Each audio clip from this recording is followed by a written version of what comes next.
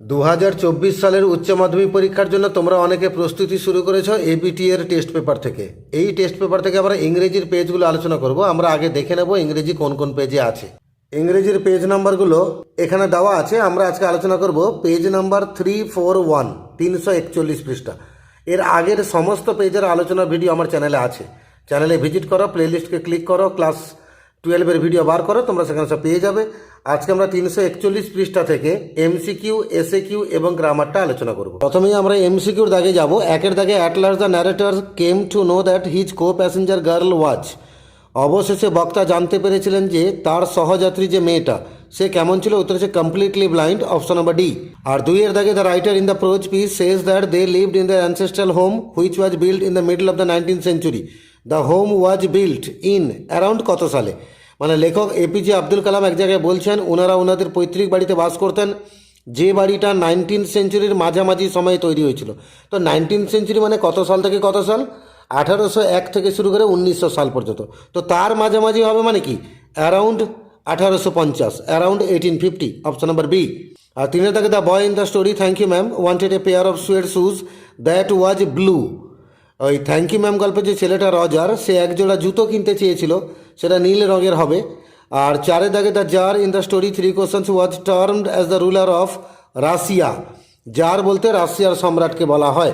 এবার কবিতা থেকে এমসিকিউ। পাঁচের দাগে, the marks of the wound of the soldiers আর সৈন্যটার গায়ে যে ক্ষতস্থানে দাগ ছিল সেটা শরীরের কোন জায়গায়? হাতে না পায়ে না মাথায় না কোথায়?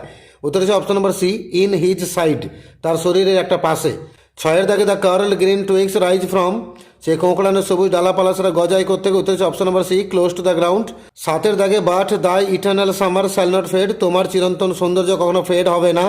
এখানে দাই রিফার্স টু, তোমার মানে কার? উত্তর হচ্ছে শেক্সপিয়ারের বন্ধু, অপশন নাম্বার সি। আর আটের দাগে, বিং টায়ার দ্য গ্রাসহপার রেস্টস বিনিথ, ক্লান্ত হয়ে গিয়ে ঘাস ফড়িং বিশ্রাম নেয় কোথায়? না কিছু মনোরম আগাছার তলায়। তাহলে beneath some pleasant weed, option number C. এবার নাটক থেকে এমসিকিউ। নয়ের দাগে, Chubukov said that Lomov's younger aunt had run away with dash. Chubukov একটা জায়গায় বলছেন যে লোমভের ছোট কাকিমা নাকি পালিয়ে গেছিল, কাকে নিয়ে? একটা আর্কিটেক্টকে নিয়ে, অপশন নাম্বার ডি। আর 10 দাগে, first argument between Lomov and Natalia was over, Lomov আর নাটালিয়ার মধ্যে প্রথম ঝগড়া কোন বিষয় হয়েছিল? উত্তর হচ্ছে জমিকে নিয়ে, অপশন নাম্বার এ, ল্যান্ড। 11 দাগে, নাটালিয়া স্টেপানমরা বলছে, papa please tell this gentleman who owns the green meadows, we or he. বাবা দয়া করে এই ভদ্রলোককে বলে দাও অক্সেন মিডোজের মালিকটাকে, আমরা নাকি উনি? এখানে গ্রিন মিডোজ বলতে কাকে বলা হয়েছে? গ্রিন মিডোজ বলতে এখানে অক্সেন মিডোজকে বলা হয়েছে, অপশন নাম্বার সি। আর 12 দাগে, চিবুকভ লস্ট হিজ, আর চিবুকভ কাকে হারিয়েছিল? তার স্ত্রী মারা গেছিল, অপশন নাম্বার সি, ওয়াইফ। এবার আমরা দুইয়ের দাগে এসএকিউর দাগে যাব। একের দাগে, what did the wounded man promise the tsar, ওই আহত লোকটা রাজাকে কি প্রমিস করেছিল? The wounded man promised that he would serve the tsar as his most faithful slave and would bid his sons to do the same. ওই আহত লোকটা promise করেছিল যে সে রাজার বিশ্বস্ত চাকর হয়ে কাজ করবে এবং তার নিজের ছেলেপুলেকেও সে একই কাজ করতে বলবে। দুইয়ের দাগে, what according to the hermit the most important thing to do, হারমিটের কথা অনুযায়ী সবচেয়ে গুরুত্বপূর্ণ কাজ কোনটা? The most important thing is to do something good for others, সবচেয়ে গুরুত্বপূর্ণ কাজ হচ্ছে চোখের সামনে যারা রয়েছে বা অন্যরা তাদের সকলের জন্য কিছু না কিছু ভালো কাজ করে যাওয়া। তিনের দাগে, how did Abdul Kalam father start his day's work, Abdul কালামের বাবা দিনের কাজ শুরু করতেন কিভাবে? Kalam's father started his day by reading namaz, কালামের বাবা দিন শুরু করতেন নামাজ পড়ে। At what time does Kalam father start his day's work, দিনের কোন সময়ে কালামের বাবা তার দিন শুরু করতেন বা দিনের কাজ শুরু করতেন? উত্তর হচ্ছে ভোর 4টে। Kalam's father started his day's work at 4 AM। 5 দাগে, what did the narrator ask the new fellow traveller about the girl, বক্তা তার সহযাত্রীকে বা সহপথিকটাকে ওই মেয়েটার সম্পর্কে কি জিজ্ঞেস করেছিলেন? The narrator asked his fellow traveller if the girl had long or short hair, লেখক ওই ফেলো ট্রাভেলারকে জিজ্ঞেস করেছিলেন যে মেয়েটার চুলটা লম্বা নাকি ছোট। What remark did the narrator make about the people with good eyesight, ভালো দৃষ্টিশক্তি সম্পন্ন লোকেদের সম্পর্কে লেখক কি বলেছেন? The narrator remarked that the people with good eyesight often fail to see what is right in front of them, লেখক বলছেন যে সমস্ত লোকেদের দৃষ্টিশক্তি খুব ভালো তারা অনেক সময় চোখের সামনের সব কিছুকে দেখে উঠতে পারে না। আর সাথে থাকে, what advice did Mrs Jones to Roger give at the end of the story, গল্পের শেষে মিসেস জোন্স রজারকে কি অ্যাডভাইস করছেন? Mrs Jones finally advise Roger to behave himself, Mrs Jones অবশেষে রজারকে উপদেশ দিচ্ছেন আচরণ ঠিক করতে। 8 দাগে, Mrs Jones gave Roger dash dollar to buy shoes, Mrs Jones রজারকে কত ডলার দিয়েছিলেন জুতো কেনার জন্য? উত্তর হচ্ছে $10। তাই আমরা শূন্যস্থানে লিখবো $10। এবারে কবিতা থেকে এসে কিউ 9 দাগে in which month can the darling birds be seen? সে সুন্দর ফুলের কুড়িগুলো দেখা যায় কোন মাসে? উত্তর হচ্ছে মে মাসে। Darling birds can be seen in May. সুন্দর ফুলগুলোকে দেখা যায় মে মাসে। What gives life to the poet's friend in Shakespeare sonnet number 18? William শেক্সপিয়ারের সনেট নাম্বার 18-এ কে বা কোন জিনিসটা কবির বন্ধুকে জীবন প্রদান করে? The poet's immortal verse gives life to the poet's friend.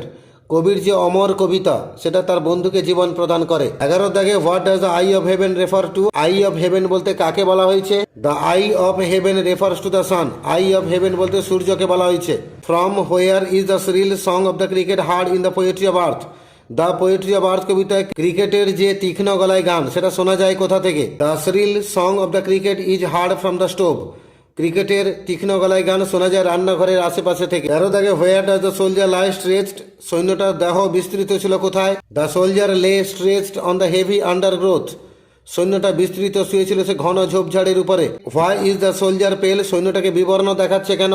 The soldier is পেল বিকজ হি ইজ ডেড। সৈন্যটা বিবর্ণ কারণ সে মারা গেছে। 15 দাগে হোয়াট ইজ মিন বাই লেপ্রাসাইড? লেপ্রাসাইডের মিনিংটা কি? এটা কোশ্চেনটা বোঝার আছে। মিনিং যদি চায় তাহলে উত্তর হবে কুষ্ঠরোগীর গায়ের চামড়া। আর যদি কি বোঝানো হয়েছে যদি প্রশ্ন চাওয়া হয় তাহলে তখন হবে গাছের ছাল।